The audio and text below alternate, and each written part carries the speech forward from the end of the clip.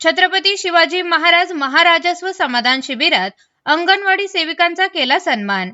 छत्रपती शिवाजी महाराज महाराजस्व समाधान शिबिर अभियानाअंतर्गत दिनांक 14 मार्च 2026 रोजी राजस्व मंडळ धामणगाव बडे अंतर्गत मौजे धामणगाव बडे येथे श्री गजानन महाराज मंगल कार्यालयामध्ये आयोजित करण्यात आले होते।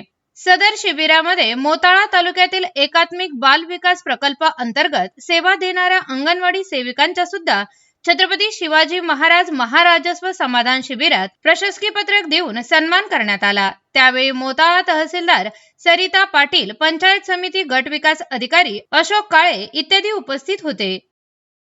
आम्ही अंगणवाडी कर्मचारी ICDS अंतर्गत काम करत आहे। त्या कामासाठी आम्ही ज्या लाभार्थ्यांना सेवा आणि आमचे जे उद्दिष्ट आहे त्यामध्ये जो सर्वात उत्कृष्ट काम करतो त्यासाठी आम्हाला हे सर्टिफिकेट मिळालेले आहे।